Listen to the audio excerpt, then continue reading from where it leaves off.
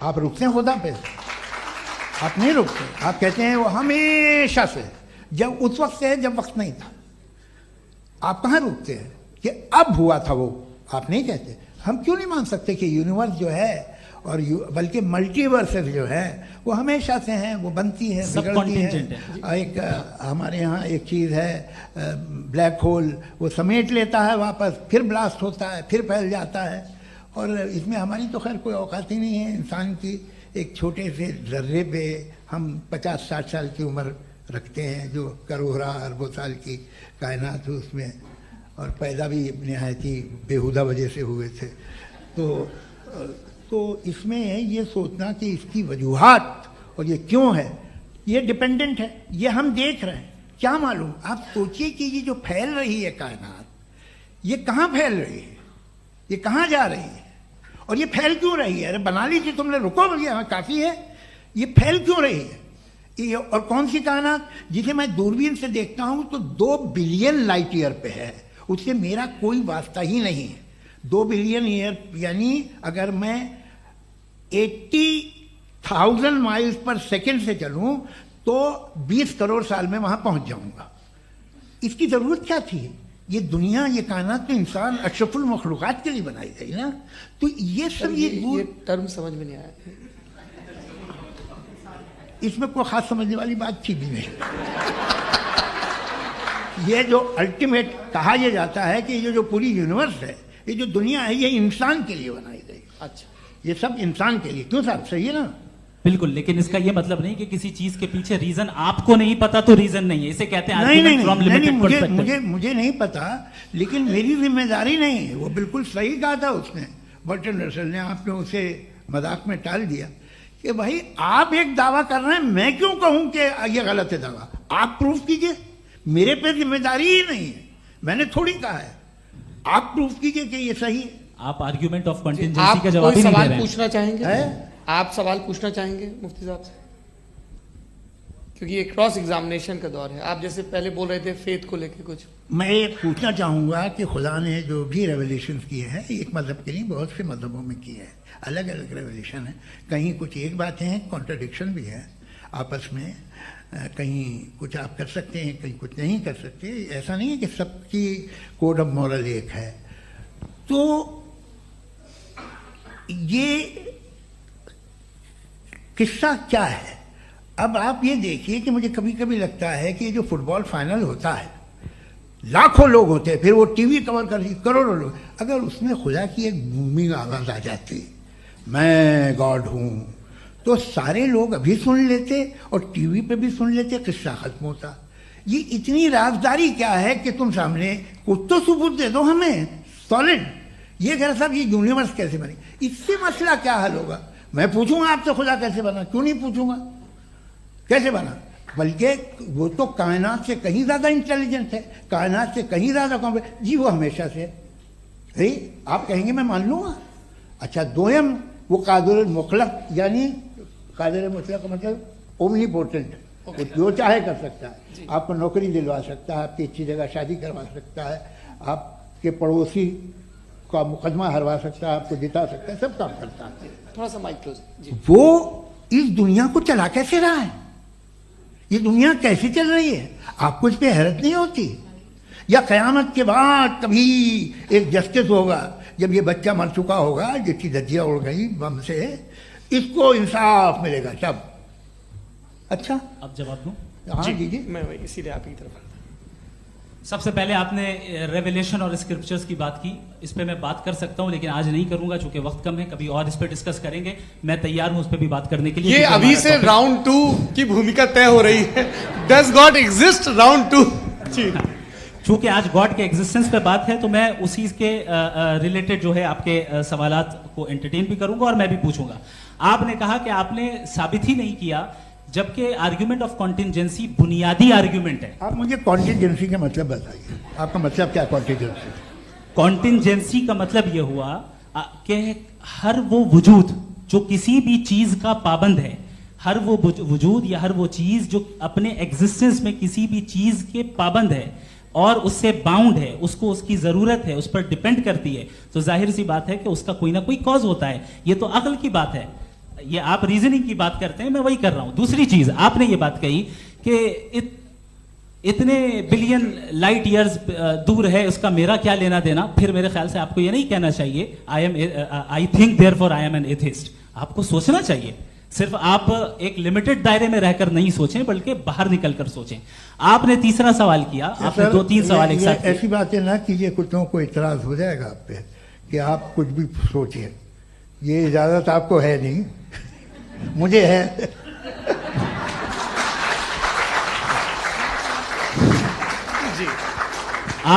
आपने problem of evil के ताल्लुक से सवाल किया और बार बार आप एक लफ्ज रिपीट कर रहे हैं कि ओमनीपोटेंट गॉड है, ऑल पावरफुल गॉड है। यही तो दरअसल समझना है कि गॉड का कॉन्सेप्ट क्या है। प्रॉब्लम ऑफ इविल जो है, प्रॉब्लम ऑफ इविल दर हकीकत 2 असम्पशंस पर कायम है। अगर आप इन 2 असम्पशंस को समझ जाएं तो ये प्रॉब्लम नहीं रहेगी, आर्ग्यूमेंट आपको समझ में आ जाएगी कि ये कोलैप्स कर जाता है। पॉइंट नंबर 1, यानी जो आपका सबसे पहला फॉल्स असम्पशन है कि गॉड मर्सीफुल है, ओमनीपोटेंट है, दुनिया में जुल्म हो रहा है। लेकिन आपको यह समझना चाहिए कि हमारे वर्ल्ड व्यू के मुताबिक गॉड सिर्फ ओमनीपोटेंट और सिर्फ मर्सीफुल नहीं है, बल्कि वो ऑल वाइज भी है और वो ऑल नोइंग भी है। उसके हर काम के पीछे हिकमत और विजडम है। ये कोई जरूरी नहीं है कि वो हिकमत और विजडम आपको समझ में आए या मुझे समझ में आए। अगर आप जो समझ रहे हैं उसके मुताबिक आप फैसला कर रहे हैं, ये लिमिटेड पर्सपेक्टिव से आर्ग्यूमेंट है। और इस चीज को हम अपनी दुनिया में, अपने लाइफ में, डेली लाइफ में इस प्रिंसिपल को एक्सेप्ट करते हैं। हम जब किसी डॉक्टर के पास जाते हैं, डॉक्टर के पास जाकर वो अगर उसने हमें कोई दवाई दी है तो हम ये तो नहीं कहते कि जब तक आपके पास जितना नॉलेज और जितना विजडम नहीं है, आपने क्यों ये दवाई दी है, तब तक हम इस चीज को एक्सेप्ट नहीं करेंगे। नहीं कहते, हम उसकी अथॉरिटी को तस्लीम करते हैं। क्यों? क्योंकि उसकी हम जानते हैं कि वो नॉलेजेबल है, वो विजडम वाला है, हमसे ज्यादा नॉलेज और हमसे ज्यादा विजडम है। बताएं सर। मैंने डॉक्टर में और खुदा में बड़ा डिफरेंस है। डॉक्टर पढ़ा लिखा होता है एक, तो मैं उसकी बात सुनूंगा। 2 ये नहीं, कुछ जवाब तो ये भी नहीं है। सर प्लीज, आप अगर सब ऑडियंस से बोलने लगेंगे तो फिर मतलब नहीं सिविलाइज्ड बहस का। मतलब आप ये कहें कि चूंकि आप डॉक्टर पे बिलीव करते हैं इसलिए खुदा पे बिलीव कीजिए, क्या ये मिसाल आपको समझाने के आर्गुमेंट है, इस पे आपको एतराज नहीं है। तो सिंपल बात ये है कि मैं अगर ये यकीन कर लूँ कि एक ओमनीपोटेंट, उसकी मसलहत है, ये जो बच्चे मर रहे हैं ये मसलहत है उसकी, मुझे नहीं चाहिए इसकी मसलहत। उसकी मसलहत नहीं, यही तो समझना है, मतलब एक्सपीरियंस। अच्छा, इस आपने अभी मेरी बात पूरी सुनी नहीं। मैंने कहा आपका पूरा आर्ग्यूमेंट 2 फॉल्स असम्पशंस पर है। एक फॉल्स असम्पशन मैंने बता दिया, दूसरा फॉल्स असम्पशन ये है कि इस दुनिया में इविल के होने का कोई गुड रीजन नहीं है, जबकि हमारे पास बाज रीजंस मौजूद हैं, हमारे पास बाज वजूहात मौजूद हैं। अगर इस दुनिया में इविल ना हो तो आप गुड को डिफाइन कैसे करेंगे? अगर जुल्म ना हो आप इंसाफ को समझेंगे कैसे? अगर तारीकी ना हो तो आप लाइट को समझेंगे कैसे? बहुत अच्छे। अभी और सुन लें, अभी और बाकी है। ये तो बात बहुत पसंद आई साहब मुझे, कि जब तक रेप ना हो तब तक औरतों की इज्जत का ख्याल आपने मेरा जवाब पूरा सुना ही नहीं। जब तक के बच्चों का कत्ल ना किया जाए तब तक आपको बच्चों की मासूमियत की इज्जत। आपने पूरा जवाब सुना ही नहीं। क्या बात है, क्या आपने नुक्ता निकाला? आपने पूरा जवाब सुना ही नहीं। आप सुन लें, मेरी बात सुन लें। ये मैंने आपको एक चीज बताई। दूसरी चीज, इस दुनिया में हम आए हैं टेस्ट के लिए, हमारा टेस्ट हो रहा है और हर इंसान का अलग अलग अंदाज में टेस्ट होता है। और इस दुनिया में अगर इविल मौजूद है तो वो इविल जरिया है हमारे अंदर ह्यूमन नोबल क्वालिटीज को डेवलप करने का और अलग अलग फील्ड में प्रोग्रेस करने का। और अगर हमारे अंदर और इस दुनिया में इविल नहीं होता तो बताइए टेस्ट का मतलब क्या होता? अगर मैं अपने स्टूडेंट को एमसीक्यूज दूं और उसमें सिर्फ राइट आंसर लिख कर दे दूं और कहूं तुम्हारा टेस्ट हो गया, ये मीनिंगलेस है। इस दुनिया में अगर हम टेस्ट के लिए आए हैं तो जाहिर है गुड एंड इविल दोनों मौजूद है। तो अगर गुड एंड इविल दोनों मौजूद है तो ये इविल भी खुदा का बनाया हुआ है। जी हाँ, खुदा का बनाया हुआ है, लेकिन अच्छा चलो अच्छी बात। जी बिल्कुल, तो बिल्कुल मतलब खुदा ने बनाया। अभी तो ये है कि जो मेजॉरिटी है दुनिया में वो इविल है, तो ये खुदा एक्चुअली इविल के साइड पे लग रहा है मुझे। बिल्कुल भी नहीं, मैं बताता हूं। मेजॉरिटी में तो वो है। क्या बात कर रहे हैं भाई आप? कोई भी जो मुंसिफ होगा, चाहे आपका अपना घर हो जिसके आप सबसे बड़े हैं, चाहे आपकी ऑर्गेनाइजेशन हो जो आप चलाते हैं, वहां पर आप इवल रखेंगे साबित करने को कि बाकी लोग शरीफ हैं। मेरी बात सुन क्या लें। ये आर्ग्यूमेंट ही गलत है? अगर- कि जब तक के कोई इवल नहीं होगा तब तक के शरीफ आदमी शरीफ नहीं लगेगा। अगर एग्जामिनर गलत ऑप्शन दे रहा है तो एग्जामिनर इविल नहीं हो गया, जो गलत ऑप्शन को सेलेक्ट कर रहा है वो फेल होगा। क्रिएटर ने इविल को बनाया है लेकिन वो इविल नहीं है। अच्छा सुनिए मेरी बात, चलिए, लेट मी कंप्लीट सर। जी जी। क्रिएटर ने इविल को बनाया है टेस्ट के लिए, वो इविल नहीं है। इविल वो होगा जो उसे इख्तियार करेगा। छुरी को बनाने वाला गलत नहीं होता है, छुरी का गलत इस्तेमाल करने वाला गलत होता है। रेप को कैसे गलत इस्तेमाल करते हैं? रेप इंसान के फ्री विल का नतीजा है। ये रेप कैसे गलत इस्तेमाल होता है? ये मुझे अब सुन लें, अब सुन लें। गलत इस्तेमाल होता हाँ मैं बता रहा हूँ रेप कैसे गलत ना, मैं बता रहा हूँ जी। कि जो इविल इस दुनिया में मौजूद है उसके कई सारे तरीके हैं। एक तरीका इंसान का अपना फ्री विल है। अब अगर कोई रेपिस्ट रेप कर रहा है तो इसका गॉड का कसूर नहीं है, वो अपने फ्री विल का गलत इस्तेमाल कर रहा है, उसको सजा मिलनी चाहिए। अच्छा। और उसी के लिए जहन्नम बनाई गई है। ये फ्री विल का भी बड़ा चक्कर। आप जब कोई बुरा काम करते हैं या कोई बुराई होती है तो ये कहा जाता है कि ये फ्री विल है। 7 billion free wills are moving on this planet. 7 billion free will. और एक आदमी अपनी फ्री विल से मुझे कत्ल कर दे तो मैं खुदा की मर्जी से मरा हूं कि इसकी फ्री विल की वजह से? मेरी मौत खुदा के हाथ है या ये फ्री विल वाले के हाथ है? खुदा ने फ्री विल का निजाम बनाया है और उस निजाम का गलत इस्तेमाल करके कोई आपको ये मार गलत रहा है, इस्तेमाल करके मेरा कत्ल कर देता है। अब मेरी मौत का जिम्मेदार कौन है? वो इंसान जिम्मेदार है। वो इंसान। जी। तो ये कहना कि और उसको खुदा ही उसको जिंदगी सजा का- मिलेगी। तो अब आप आगे चलिए कि ये तय करना कि अल्लाह ही या खुदा, सॉरी अल्लाह ने, खुदा ही जिंदगी देता है, खुदा ही मौत देता है, ये गलत है। बिल्कुल गलत नहीं है। हाँ, नहीं, निजाम उसी ने बनाया फ्री विल का। निजाम मौत और हयात का उसी ने बनाया। You are contradicting yourself. अभी आपने कहा कि एक आदमी ने फ्री विल से आपको मार दिया, इसमें उसे फ्री विल दी गई थी, उसने गलत इस्तेमाल किया। 7 billion free wills are moving on this planet और आप चाह रहे हैं कि मैं सिर्फ खुदा का ध्यान करूं। ये 7 बिलियन फ्री विल्स को मुझे लुक आफ्टर करना पड़ेगा कि नहीं? ये तो तबाहियां कर रही हैं और तबाहियां ज्यादा हो रही हैं। बिल्कुल। तो अगर आप बताएं अगर खुदा नहीं है फॉर एग्जाम्पल, हाँ। तो आप इविल को कैसे डिसाइड करेंगे? यानी how can you define evil objectively without God? देखिए, दुनिया में 2 तरह के जानवर हैं। एक जो अकेले रहते हैं जंगल में और एक जो ग्रुप्स में रहते हैं। ग्रुप में जो भी रहेगा, चाहे वो आपका फाउंडेशन हो, चाहे कोई क्लब हो, चाहे कोई पॉलिटिकल पार्टी हो, चाहे कोई यूनिट हो, उसमें आपको इंटरैक्ट करने के रूल बनाने पड़ेंगे। यानी लोग तय करेंगे।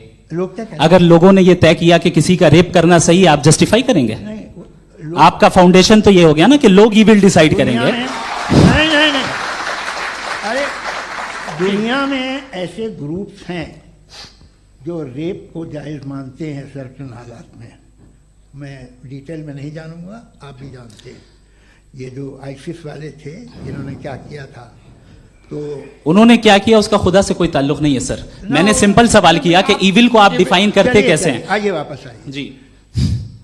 आप साथ में तभी रह सकते हैं जब कुछ आप ऐसे उसूल डेवलप करें जिसमें हर एक का बेसिक तहफ़्फ़ुज़, हर एक का बेसिक राइट हो और हर एक को कोई आराम मिले। यही तरीका है किसी भी ऑर्गेनाइजेशन जिसमें एक से ज़्यादा लोग हैं और वो ऐसे चलती है ज़िंदगी। उसमें अगर आप गड़बड़ करेंगे तो तबाही होगी, नुकसान होगा, बर्बादियाँ आएंगी। और अगर उसमें आप घर ले लीजिए ना, एक हस्बैंड है, एक वाइफ है, बच्चे हैं, वालदा भी हैं, 2 बहनें भी हैं, एक भाई भी है। अब इसमें कोई निज़ाम आपको चाहिए साथ में रहने का और एक दूसरे पे भरोसा रहे, एक दूसरे के बहीख्वाह हों, एक दूसरे की मदद करें, ऐसी जिंदगी। सर आपकी बात आ गई। आप ये कह रहे हैं कि लोग डिसाइड करेंगे क्या सही है क्या गलत है, यही है? मेजॉरिटी डिसाइड करेगी क्या सही है क्या गलत है? अरे भाई बिल्कुल। मेजॉरिटी अगर ये कहे कि नाजी जर्मनी के साथ जिस तरह मेजॉरिटी थी कि जेनोसाइड करना सही, आप जस्टिफाई करेंगे?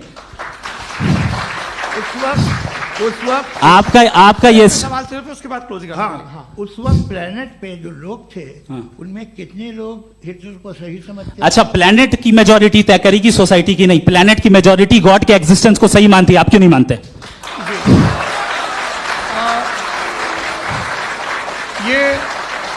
Hello hello hello. ये क्रॉस क्वेश्चन का राउंड यहाँ पर समाप्त होता है। और ये बड़ा अच्छा है कि इस तरह से फ्रेगमेंट कर दिया गया है ताकि जो मरकरी ऊपर जा रहा है नीचे जवाब आ दे जाए। दूं। जी, प्लेनेट की ज्यादातर मेजॉरिटी कुछ दूसरे मजहबों के खुदा को मानती है। आप उन्हें क्यों नहीं, आप तो मेजोरिटी की बात कर रहे अच्छा, हैं। ये मैंने क्लोजिंग majority की बात- आप ये कह रहे हैं इविल और गुड को डिसाइड मेजोरिटी करेगी। मेजोरिटी जो कर दे वो सही हो जाएगा। अरे क्लोजिंग भाई, इसको जैसा आप ही लोगों ने तय किया है उसी फॉर्मेट को फॉलो कर लेते हैं। हाँ। भाई मैंने तो भले लोगों पे एतबार किया और तब मॉडरेशन तय किया। जी, आपके पास 5 मिनट का वक्त है, क्लोजिंग आर्ग्यूमेंट है, उसके बाद हम ऑडियंस से क्वेश्चन आंसर लेंगे जावेद साहब की क्लोजिंग आर्ग्यूमेंट के बाद। ओके, टाइम स्टार्ट्स बहुत शुक्रिया। जी। हमारा जो टॉपिक है डज गॉड एग्जिस्ट, मैं इस पे इतने एकेडमिक तैयारी करके आया था। मुझे था कि मैंने सोचा था कि कई सारे मैं आर्ग्यूमेंट्स दूंगा, लेकिन वक्त की भी किल्लत और जावेद साहब बार बार इधर उधर चले जा रहे थे तो उसको भी थोड़ा एंटरटेन करना पड़ गया। डज गॉड एग्जिस्ट पे मैं एक ही आर्ग्यूमेंट दे पाया। आर्ग्यूमेंट्स बहुत हैं और डेफिनेटिव आर्ग्यूमेंट्स हैं, और मेरे आर्ग्यूमेंट को किसी एक राउंड में भी इन्होंने एंटरटेन नहीं किया और रेफ्यूट नहीं किया। एक राउंड में भी नहीं, एक राउंड में भी नहीं। कौन सा? और ना ही अभी अभी आपका क्लोजिंग आर्ग्यूमेंट आएगा नहीं वो उसमें। बता देना। Argument of contingency sir. अरे मैं आपसे कई बार कह चुका हूँ कंटीजेंसी का मतलब अब मैं कैसे सर, समझाऊं प्लीज, आपको प्लीज, और आपस में हाँ आप और प्लीज, कितने आसानी से समझाऊं मैं, मुझे तो नहीं समझ में आ रहा है। बस- आप अपनी- sir, argument sir, of contingency Urdu में बोल सकते हैं। हाँ, आप अपनी बात पूरी कर लें। जी। आखिरी 4 मिनट। दूसरी चीज, just a minute please ma'am, can I talk? दूसरी चीज ये है कि आपने एक तो इसका जवाब नहीं दिया, दूसरा आपने गॉड के न होने पर कोई डेफिनेटिव आर्ग्यूमेंट नहीं दिया, सिर्फ मजहब पे बात कर रहे हैं आप। मजहब तो आज हमारा टॉपिक ही नहीं था। आज तो हमारा टॉपिक हो, आप मजहब से ले लेकर आईएस तक चले गए। भाई हमारा क्या ताल्लुक है उससे? We condemn them. और उसका गॉड से क्या ताल्लुक है? अगर कोई गलत काम कर रहा है, किसी ने किसी को कत्ल किया, किसी ने किसी का रेप किया, उसको सजा मिलनी चाहिए। और आपके पास कोई भी rational strong foundation of morality नहीं है। आपने कहा कि मेजॉरिटी तय करेगी सोसाइटी की, वो सही होगा। मैंने कहा हिटलर को, फिर आप सही कहेंगे नहीं नहीं नहीं नहीं, प्लैनेट की सोसाइटी की मेजॉरिटी तय करेगी। तो प्लैनेट की मेजॉरिटी गॉड के एग्जिस्टेंस को मानती है, आप कह रहे हैं ये रिलीजियस है। तो यानी आपके पास कोई स्ट्रॉन्ग फाउंडेशन नहीं है ऑब्जेक्टिव मोरालिटी का। ऑब्जेक्टिव मोरालिटी का अगर कोई फाउंडेशन है तो वो सिर्फ गॉड है, गॉड है, गॉड है। थैंक यू जी, ये मुफ्ती शमाइल नदवी साहब का क्लोजिंग आर्ग्यूमेंट था। अब हमारे पास जी ये बड़ा अच्छा है कि दोनों लोगों को मॉडरेटर से शिकायत भी और बोल रहे भाई हमारी शाबाशी भी तो करते चलो। अब मेरी बात जी, आपके पास जावेद अख्तर साहब 5 मिनट का वक्त है। ये आपका क्लोजिंग आर्ग्यूमेंट है, टाइम रीसेट कर दें। जी देखिए, बहुत सारी बातें हैं। गॉड का डेफिनेशन दुनिया के किसी भी रिलीजन में है कि वो ओमनीपोटेंट है, ओमनीप्रेजेंट है, he is just, he is kind, he loves you and so on. मैं जब दुनिया देखता हूँ तो मुझे कोई ऐसा सुप्रीम पावर यहाँ दिखाई नहीं देती है जो इंसान की बहबूदी के लिए कुछ कर रही हो, कमज़ोर को बचा रही हो, मदद कर रही हो, जालिम को पीछे हटा रही हो। मैं नहीं देखा, तारीख में नहीं। एक तो अगर है और ये देख रहा है तमाशा, तो उसका होना न होना बराबर है। दोयम ये कि ये जो है, जब आप ये कहते हैं कि कायनात जिसकी कंटीजेंसी है, मैं देखिए वो लफ्ज़ इस्तेमाल किया मैं, तो ये कैसे हो सकती है भाई? और फौरन आप सरेंडर कर देते हैं कि जाहिर है कि इसका बनाने वाला तो इससे 10,000 गुना था कॉम्प्लिकेटेड होगा। उस पर आपके होने पे कोई इतराज़ नहीं है। उसे वो टाइमलेस है, वो पहले से था, टाइम तो बहुत बाद में आया। ये सब आप मानने को तैयार है जिसका आपके पास कोई सबूत नहीं, आपके पास कोई रीज़न नहीं है। आपकी तारीख क्या है मजहबों की? बिलीफ की, जो खुदाओं का बिलीफ है, ये कॉन्स्टेंटली गलत साबित होता रहा है। मतलब आप कहें कि अरिस्टोटल के ज़माने में तो सब जाहिल थे, वो भी इतने ही यकीन से खुदा पे यकीन रखते थे, जो अब नहीं रहा। ये भी नहीं रहेगा, आप लिख लीजिए। और इसके आसार आपको दुनिया में दिखाई देना शुरू हो चुके हैं। ये बहस क्या आज से 100 साल पहले इस तरह हो सकती थी? यहाँ तक तो आपको हम ले आए हैं। तो सर अरे इनको मदद की जरूरत नहीं भाई, ये सेल्फ सफिशिएंट आदमी है, आप क्यों इनकी मदद कर रहे हैं? Sir please. तो ये जो है तमाम बातें अपनी जगह हैं। ये एक पैकेज है। आप अकेले, कोई आदमी ऐसा नहीं जो सिर्फ गॉड को मानता हो, उसके साथ बहुत पैराफर्नेलिया आता है, अलग अलग पैराफर्नेलिया आते हैं. They have always created chaos in the society. मैं तो आपको सीधा ऑफर देता हूँ कि दुनिया में 10 इम्पॉर्टेंट बिलीव्स है. आप 1 मानते हैं, 9 नहीं मानते. 9 में आप एथियस्ट हैं, 9 को आप बिल्कुल रीजनेबली मेरी तरह देखते हैं. तो 90 मजहबी आदमी भी 90% एथियस्ट है. वो दूसरे खुदा नहीं मानता, एक खुदा मानता है, अपना वाला. बाकियों को कहता है गलत है. अगर आप मानना ही बंद कर दें तो आपका 10% चांस है कि आप सही हैं और 90% चांस है कि आप गलत हैं. मेरा मशवरा है, आप मानना छोड़ दिए तो 50% चांस होगा कि आप सही हैं और 50% चांस होगा, 40% आप गेन करेंगे बाय बिकमिंग एन एथियस्ट.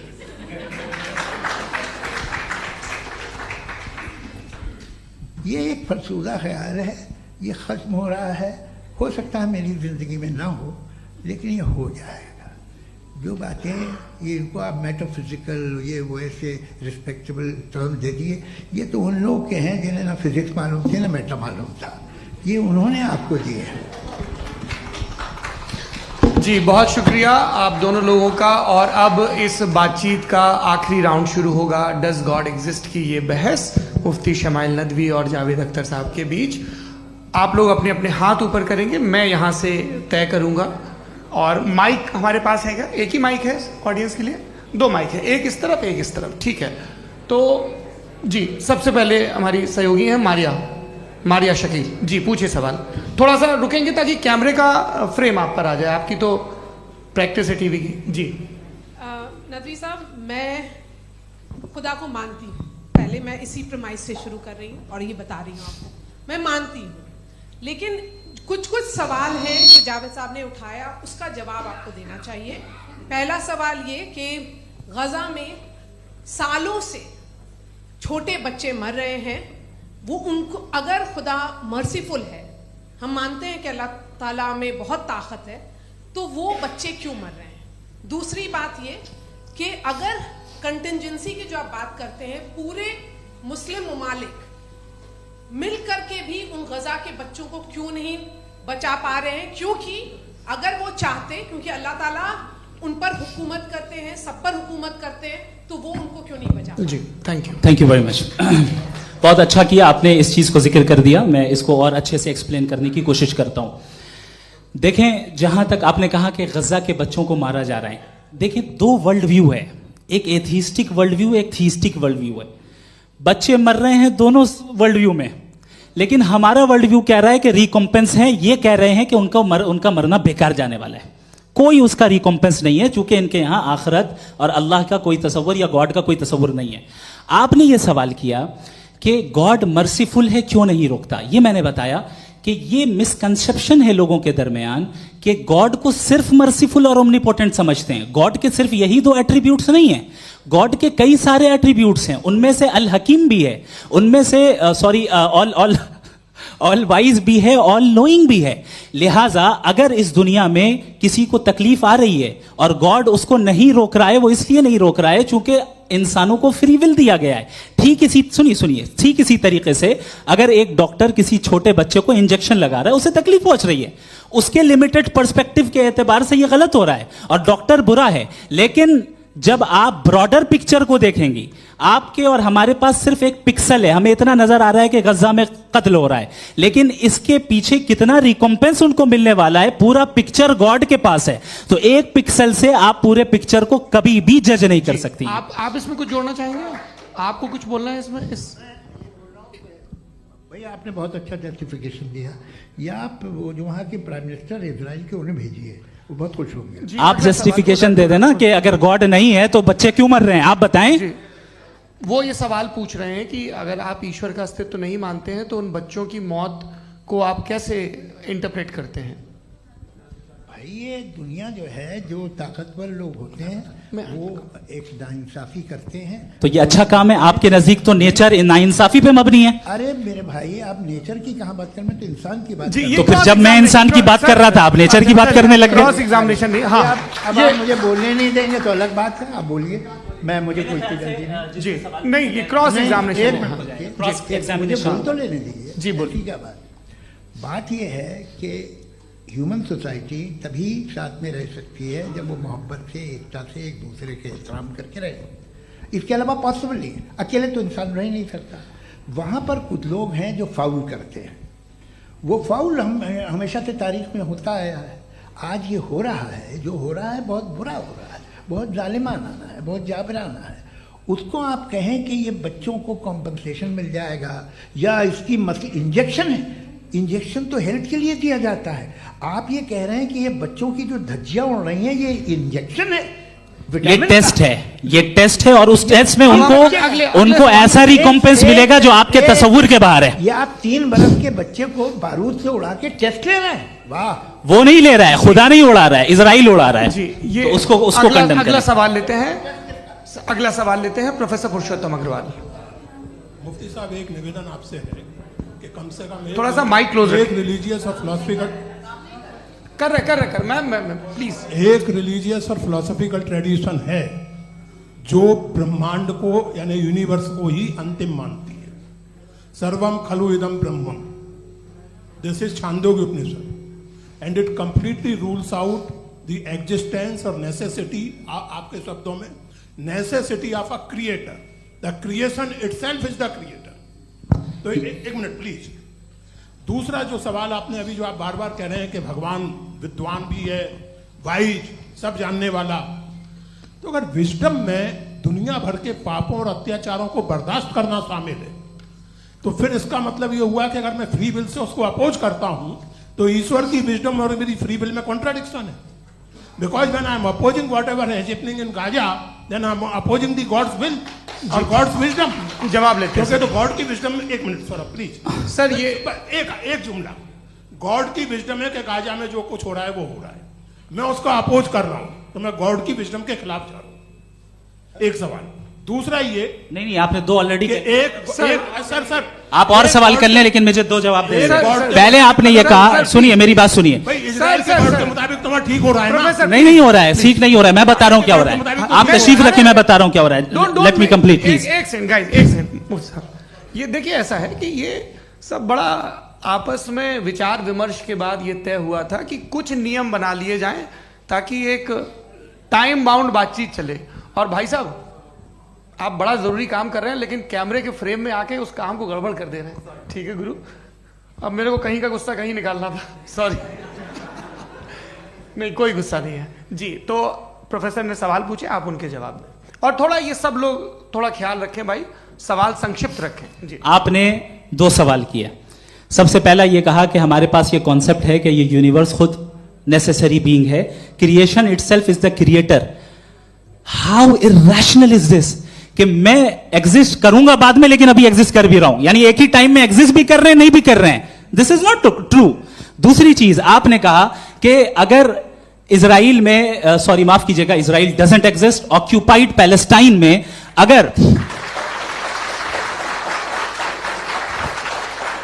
अगर ऑक्यूपाइड पैलेस्टाइन में बच्चों को मारा जा रहा है फ्री विल की वजह से और गॉड नहीं रोक रहा, ये कॉन्ट्रडिक्शन है। ये बताइए कि एक एग्जाम में एक बच्चा गलत आंसर लिख रहा है, सुनिए, एग्जामिनर चाहे तो रोक सकता है, क्यों नहीं रोक रहा है?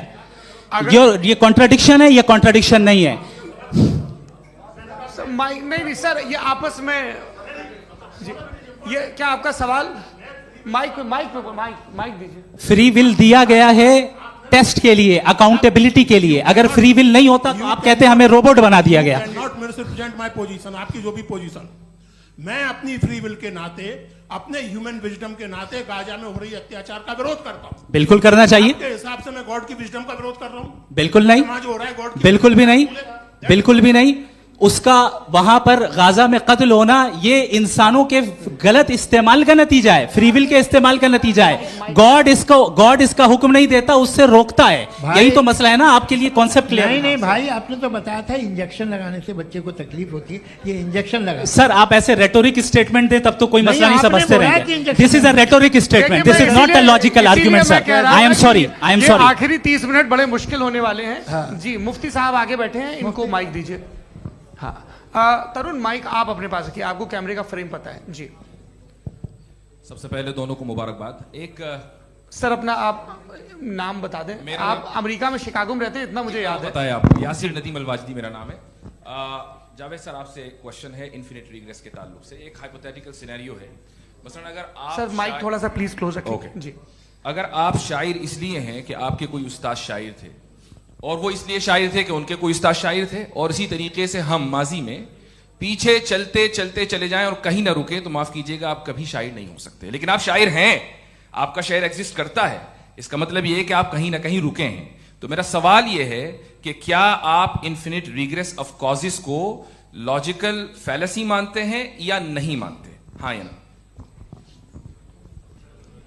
मैं इन्हें लॉजिकल फैलेसी नहीं मानता हूँ, लेकिन मेरा प्रॉब्लम यह है कि जब मैं नहीं मानता हूँ तो I will continue with this logic जो फैलेसी नहीं हो। आप एक जगह रुक जाते हैं जाके, आप कहते हैं ये गेंद कैसे बनी, ये जजीरा कैसे बना, ये समंदर कैसे बना, ये ज़मीन कैसे बनी, और अचानक गॉड पे जाके आपको ब्रेक लग जाता है। एक बार आप सवाल नहीं करते कि भाई इनको बनाने वाला तो इनसे भी कॉम्प्लिकेटेड होगा, वो कैसे बना, उसके बारे में आपने इत्मीनान कर लिया, वो हमेशा से है। तो अगर आप उसे हमेशा से मानते हैं तो फिर ये मान लीजिए कि कायनात हमेशा से है, क्या तकलीफ फिर हम वजूद में नहीं आते जी है? हम मौजूद नहीं। अच्छा सर क्यों नहीं होता? मैं बताऊंगा, प्लीज प्लीज। जैसे मैंने मिसाल दी आपके शेर, आपका शेर कभी वजूद में ना आता अगर शायर इसी तरह चलते रहते हमेशा। जी माइक मेरे ख्याल से एक सेकंड, इन्फिनिट रिग्रेस का कॉन्सेप्ट क्लियर नहीं हो पाया है। सर रहने दें, लेट्स मूव ऑन सर। ठीक है। हाँ, थोड़ा सा मॉडरेटर का भी ख्याल रखें। नहीं आपने तो रखा है, आपने रखा है।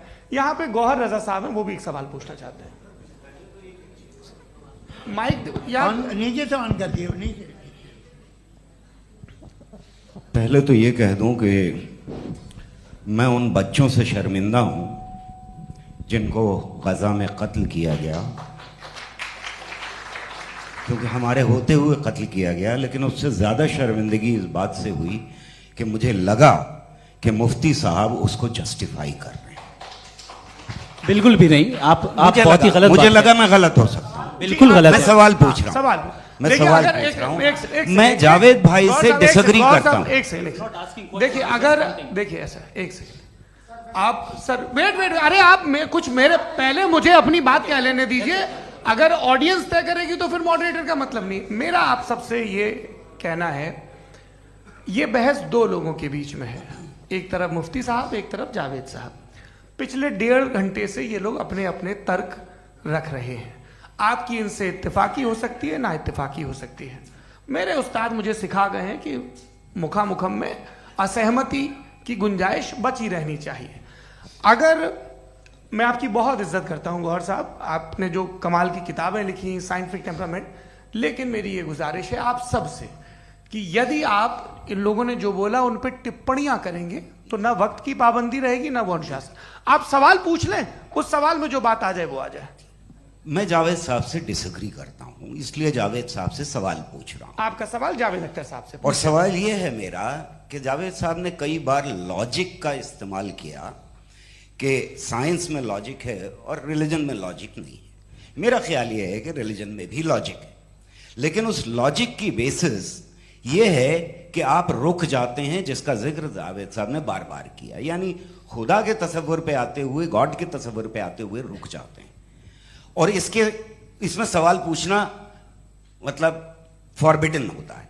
सवाल यह है कि क्या जावेद साहब इससे एग्री करते हैं कि साइंस की लॉजिक अलग है और रिलीजन की लॉजिक अलग है? बताइए सर। देखिए, 3 चीज़ें हैं, साइंस है, एक है मंतिक है, इस्तिदलाल है, और एक जो है कुछ भी नहीं है, फेथ है, अकीदा है। मैं अकीदे की लॉजिक का कायल नहीं हूँ। मुझे आप इस्तिदलाल से, लॉजिक से, रीज़न से समझाइए, मैं मानने को तैयार हूँ, मेरा क्या नुकसान होगा। लेकिन ये कि अकीदे पे मैं नहीं जा सकता हूँ। अकीदे का मतलब है कि तुम ये मान लो, सवाल ना करो, ये नहीं। आप सारी बातें करके, बड़ी साइंटिफिक बातें करके एक जगह जाके खुदा के वजूद पे रुक जाते हैं, सरेंडर कर देते हैं। मैं सरेंडर करने को तैयार नहीं। That's all. जी, ये आगे सर बैठे हुए हैं, इनको माइक दीजिए। भाई वो आप पूछना चाह रहे थे ना भाई? हाँ, नहीं मैं थैंक यू जी। आपका नाम? आसिम इफ्तिखार। आसिम जी, पूछिए। सर जावेद सर से सवाल है कि आपने अपने क्लोजिंग माइक थोड़ा करीब है। अपने क्लोजिंग स्टेटमेंट में ये बात कही थी कि मज़हब का जो फ्यूचर है वो ज़्यादा दिन नहीं जाने वाला है, लेकिन मैं देख पा रहा हूँ कि जो ऑक्सफोर्ड यूनिवर्सिटी की एक स्टडी है 2011 में हुई है, जिसके 50 एकेडमिशियंस ने इसको अंजाम दिया था, उसमें वो ये कहते हैं कि जो फेथ इन गॉड है वो इनबिल्ट है ह्यूमन नेचर के अंदर, जिसको हम कहते हैं फितरत के अंदर शामिल है वो। और वो ये कहते हैं कि अगर कोई ये समझता है कि मज़हब को वो ख़त्म कर देगा तो ये उसकी गलत फहमी है।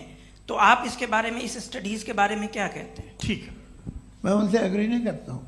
वो कौन से प्रोफेसर होंगे, ऐसा उनके क्या पास डेटा है, इन्होंने डेटा के बेस होगा। डेटा क्या हो सकता है? फ्यूचर का डेटा तो नहीं हो सकता ना उनके पास, प्रेजेंट का डेटा हो सकता है। डेटा आपने सुना 100 साल पहले का बाद का डेटा? मैंने तो नहीं सुना आज तक।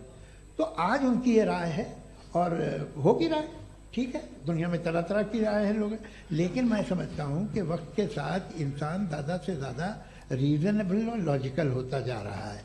आज आप देखिए वेस्टर्न यूरोप में क्या परसेंटेज है नॉन बिलीवर्स की, बहुत हाई।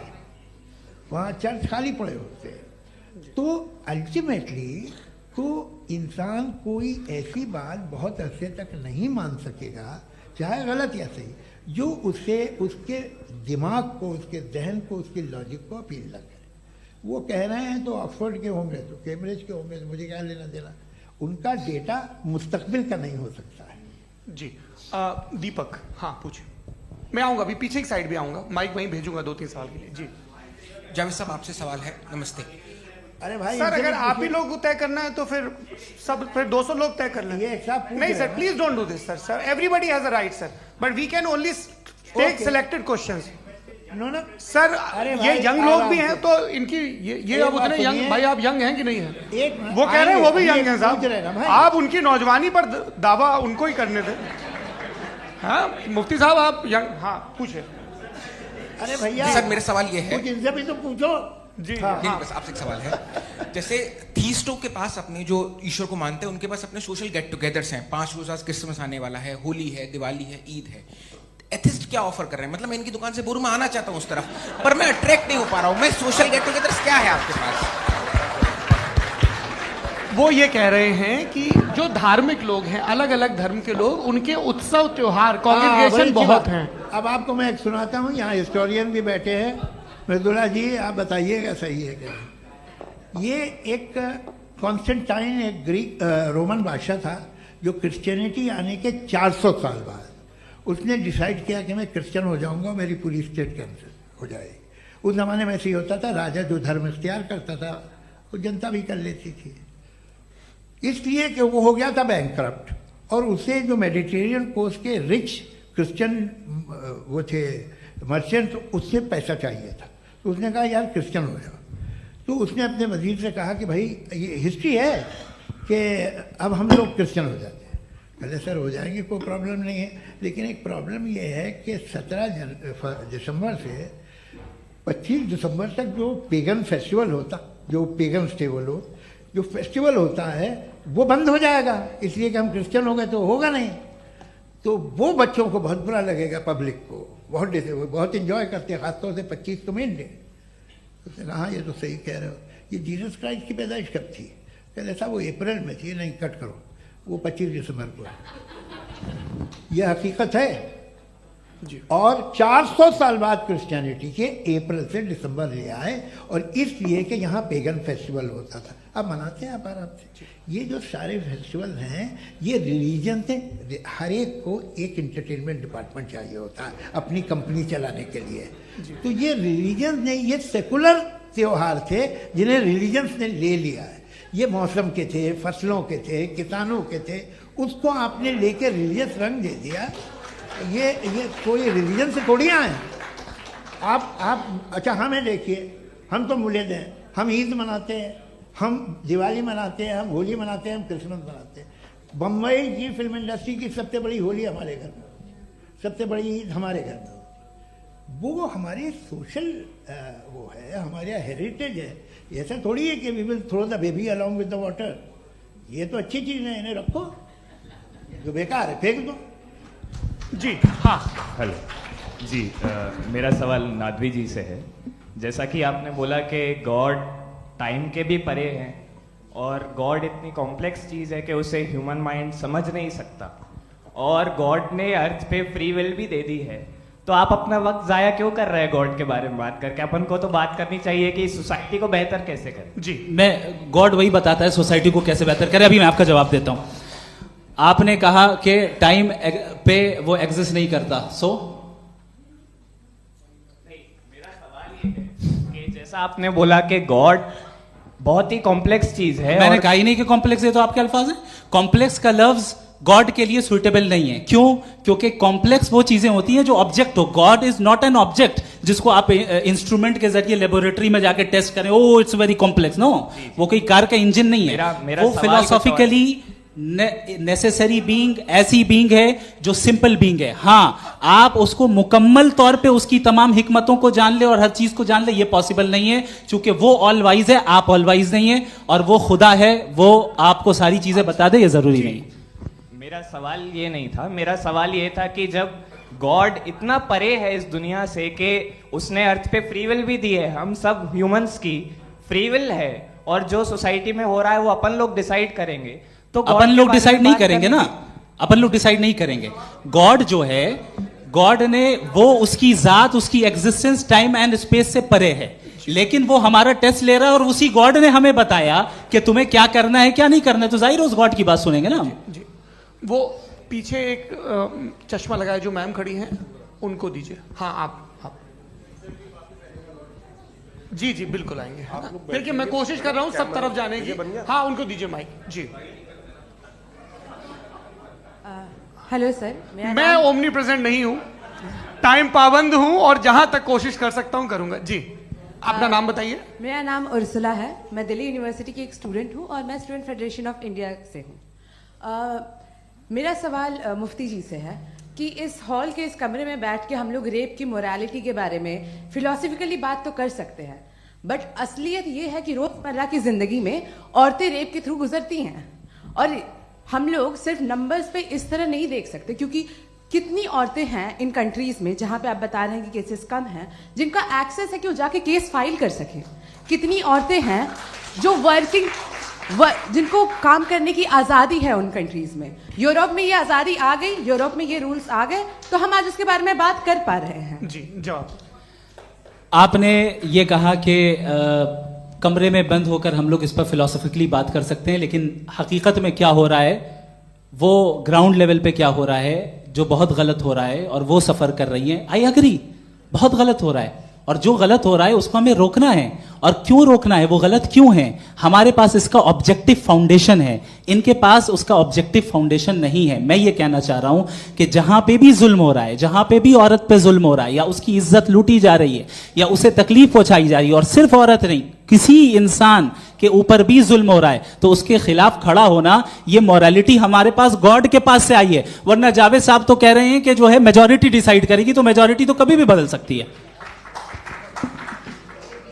क्या आप ना तो ये थोड़ी सी आपको गलतफहमी है। मैं अगर मेरे जुमले से ये मदना निकला या मैंने कहा, तो ये जुमला मैं वापस लेता हूँ। ये मेरा मतलब ही नहीं था कि मेजॉरिटी डिसाइड करेगी। मेजॉरिटी डिसाइड करे तो दुनिया में बड़ी, वैसे आपने कहा था ये जुमला। अच्छा, हो सकता है, मैं मान रहा हूँ, बाद में रिकैप कर लेंगे। अरे एक सेकंड, मैं अपनी एक्सप्लेनेशन देता हूँ। मुनासिब बात यह है कि हम सब के सब दिल में जानते हैं कि क्या अच्छा है क्या बुरा है, हमें पता है अच्छी तरह से। जो लोग बुरे काम करते हैं उन्हें भी मालूम अच्छा क्या है। यही तो सवाल था हजरत कि फिर ये मोरालिटी आई कहां से? Cross examination. हाँ जी, हाँ, मोरालिटी साथ रहने की डिजायर से आई है। यानी साथ रहकर जो कुछ कह दे, जो कुछ कर दे, वो हो जाएगा? नहीं, तो आप कायदे से रही कर सकते हैं जब तक लोगों में मोरालिटी हो, वरना क्यास हो जाएगा। ये आपको कैसे पता? जी, हमने देखा ना, जहां मोरालिटी का क्यास हो गया, हम देखते हैं। कहां पे देखते भाई? दुनिया में। आप जो कह रहे हैं, आप कहीं पे अगर गलत हो रहा है तो उसको आप गलत देखिए।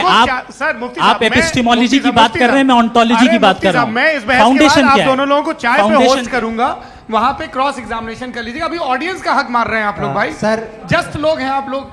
और ये भाई ये हाँ, उधर आएंगे, जी सर आएंगे। अच्छा सर, मेरा नाम लईकुर रहमान है और मैं अलीगढ़ मुस्लिम यूनिवर्सिटी का स्टूडेंट हूँ। और जहाँ तक मुझे पता है कि sir you are also product of Aligarh Muslim University. मैं भी उसी चमन का बुलबुल। हाँ सर, तो बड़ी खुशी हुई मुझे जान करके कि मैं आपसे मिलूंगा। सवाल सर, मेरा सवाल यह है, सर सैयद अलैहिर्रहमा का नज़रिया ये था कि खुदा के वजूद को अक़ल के दायरे में रह करके तलाश करना, न कि पूरी तौर से उसका इनकार कर देना। Sir, how will you define it?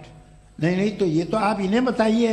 ये सर, सवाल है आपसे कि खुदा का वजूद साबित कर रहे हैं। तो सर, आपने इनकार कर रखा है, इस वजह से मेरा क्वेश्चन। उन्होंने यही एक सेकंड, सर सैयद ने यही कहा ना कि अकल से आप खुदा के वजूद को साबित नहीं कर सकते, यही कहा ना भाई। वो उन्होंने कहा कर सकते हैं और वो कर दिया गया आज। वो फोन दो। तलाश करना या साबित करना अकल से नहीं हो सकता। अरे सवाल तो सुन लीजिए जी।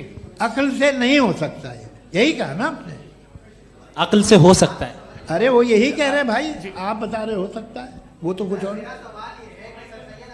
आप अगर सर देखो नौजवान फोन ले लो, वो इतनी कमाल की यूनिवर्सिटी है। अरे भाई दे दो ना जरा, एक मिनट दे दो भाई, मेरी बात सुनो, माइक पे बोलो ताकि जो लाखों लोग देख रहे हैं। माइक दे दो ना। अरे देंगे ना माइक, तुम ठहरो तो। हाँ सर, मेरा सवाल ये था कि सर सैयद अलैहिर्रहमा का एक नजरिया था अपना कि खुदा का जो वजूद है उसको अकल के दायरे में रह करके तलाश करना है, न कि पूरे तौर से इनकार कर देना है। ये उनका कॉन्सेप्ट था। लेकिन मेरा सवाल ये है कि आप इसको कैसे डिफाइन करते हैं, एक्सप्लेन कैसे करेंगे? मैं आपसे जानना चाहता हूँ, क्योंकि you are the product of Aligarh Muslim University. मुझे अकल के दायरे में रखे मैंने बहुत तलाश की, मुझे मिला नहीं। हाँ, ये इधर वो चश्मा लगाए जो, हाँ उनको दे दीजिए। जी फटाफट पूछिए, बस 5 मिनट है, 5 मिनट में खत्म हो रहा है। हाँ, अस्सलाम वालेकुम मुफ्ती साहब। एंड मेरा सवाल जावेद अख्तर साहब से। क्या नाम है आपका? अरे भैया मुझे पूछ रहे हो। फैज पूछिए फैज साहब। तो मेरा सवाल ये है कि अभी जो एथियस्ट है वो problem of evil argument use कर रहे हैं अगेंस्ट मुस्लिम्स, राइट? कि इस दुनिया में इतना सारा इविल है और अगेंस्ट मुस्लिम तो यहाँ अगेंस्ट थियस्ट। हाँ, थोड़ा सा करेक्ट कर लीजिए भाई। पूरी मशक्कत ही इसी बात की थी कि किसी एक मजहब पे बात न टिके। जी, तो बेसिकली ये आर्ग्यूमेंट ऐसा है कि इस दुनिया में इतना ज्यादा ईवल एग्जिस्ट करता है और अगर एक ऑल गुड गॉड है तो वो रोकता क्यों नहीं है? लेकिन इस सवाल में एक हिडन अजम्पशन ये है कि इस दुनिया में ईवल एग्जिस्ट करता है। अब एथियस्ट ये कैसे ऑन्टोलॉजिकली प्रूव कर सकते हैं कि इस दुनिया में ईवल एग्जिस्ट करता है? मैं आपको बताता हूँ, थोड़ा सा समझा। नहीं सर, हम लोग इनको सुनिए। नहीं please don't do that. I want to explain ontologically. नहीं, हम समझ गए सर, इनको अब जवाब देने दीजिए। अच्छा, सवाल पूछ लो। मैं अभी तक क्या था वो मैं थोड़ा सा ऐड ऑन कर लेता हूँ। तुम गुरु, तो हम जब इसका राउंड 13 करेंगे ना तब तुमको स्टेज पे बिठाएंगे। जी तो हाँ जल्दी से। तो देखिए, एथियज्म के हिसाब से सब कुछ रैंडमली बन गया है, सब कुछ एटम्स और मॉलिक्यूल्स है। एक पत्थर में और मुझ में सिर्फ इतना फर्क है कि हम लोग एटम्स और मॉलिक्यूल्स का अलग अलग रीअरेंजमेंट है। अब एक पत्थर को कोई इंसान तलवार से 2 टुकड़ों में काट दे या मुझे, according to atheism it is same. There is no evil and good according to atheism. जी अच्छा, फैज साहब का सवाल ये है कि हाँ, कोशिश भी करते तो इससे गलत सवाल नहीं कर पाते। एक लाइफ फॉर्म है और लाइफ फॉर्म में फीलिंग्स हैं। मतलब लाइफ फॉर्म सुनता है, देखता है, टेस्ट कर सकता है, फील कर सकता है। तो उसकी जो क्वालिटी इस बबल में आ गई है, वो जानवर में भी है, इंसान में भी है। तो जाहिर है कि उसे कोई तकलीफ पहुंचेगी, तो चूंकि उसके पास वो सेंसिटिविटी है तो मैं करेगा। पत्थर में वो सेंसिटिविटी नहीं है। तो ये क्या सवाल हुआ कि अगर पत्थर को काटा तो पत्थर को तकलीफ नहीं होती, तो आपको काटे तो आपको क्यों तकलीफ हो? बैठ जाइए। जी हाँ, अगला सवाल। हाँ पूछे जी जावेद अख्तर साहब। अरे भैया, सब आप लोग मुफ्ती साहब को छोड़ रहे हैं, मेरे ही पीछे पड़े हैं क्या? चलो बोलो भाई। You asked how God can exist when children die in Gaza. Huh? You asked how God can exist when children die in Gaza, and you also mentioned the rise of atheism in Europe. But the same events also are leading many atheists and non-believers to turn towards faith. How do you interpret this contradiction, where suffering pushes some away from God, yet brings others closer to belief? आपको एक बात बताऊं, दुनिया perfect तो कहीं भी नहीं है, हर जगह कुछ खामियां हैं। बेटा एक मिनट, आप ही को कहेंगे। देखो वो तो कुछ खामियां, कमज़ोरियां, खराबियां सब जगह है। लेकिन अगर देखोगे ईमानदारी से कि दुनिया सबसे ज़्यादा महज़ब कहाँ है, एक आम शहरी को कहाँ हुकूक हासिल हैं, वो बोल सकता है, अपनी मर्जी से काम कर सकता है, अपनी मर्जी से राय दे सकता है, हुकूमत के ख़िलाफ़ बोल सकता है, बरसरे इक़्तिदार लोगों के बारे में बोल सकता है, सरमायादारों के ख़िलाफ़ बोल सकता है। तो आपको ये स्कैंडिनेवियन कंट्रीज़ में मिलेगा, वेस्टर्न यूरोप में मिलेगा। मैं नहीं कह रहा वो परफेक्ट है, बिल्कुल नहीं, वहाँ बहुत ख़राबियाँ भी हैं, परफेक्ट तो कोई। लेकिन जिन जिन मुल्कों में, लैटिन अमेरिका देखो, गल्फ देखो, वहाँ पर आपको ये ज़रूर है कि रेप नहीं होते होंगे। रेप की ज़रूरत क्या है भाई? उसको तो ख़रीद लो, घर में रखो, सड़क पर रेप करने की क्या ज़रूरत है? मगर सुनिए सुनिए सुनिए, मगर हकीकत ये है कि वहाँ शख्सी आज़ादी राय देने की, बोलने की नहीं है।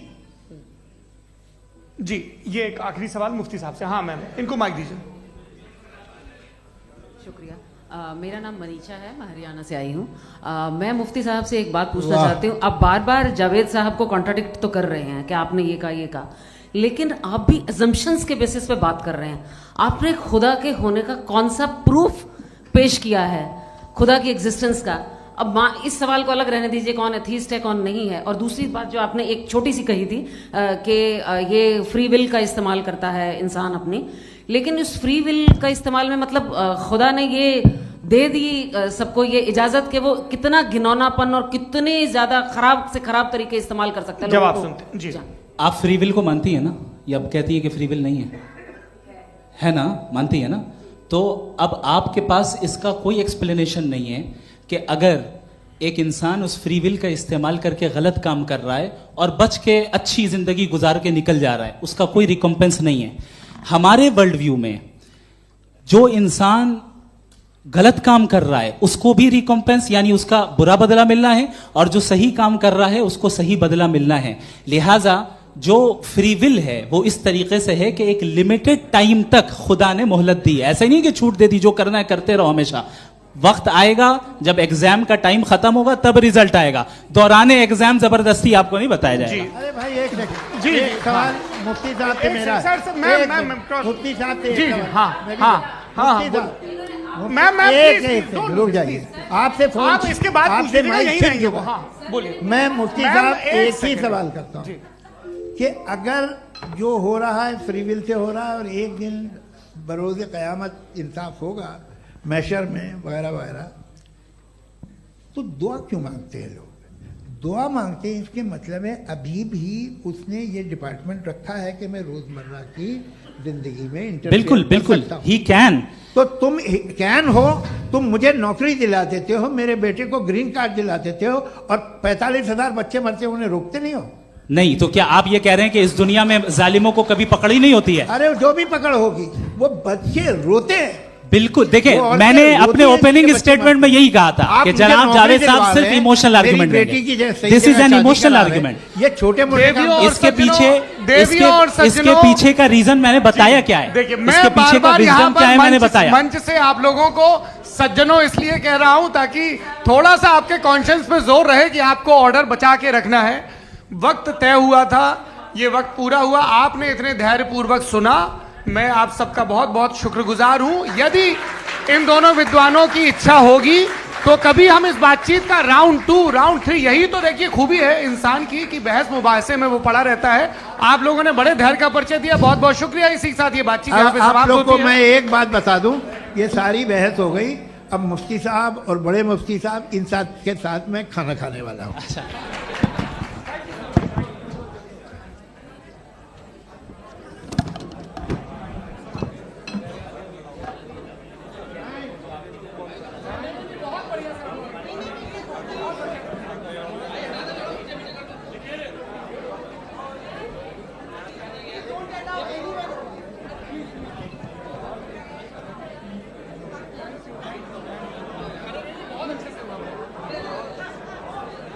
मैं जब आगे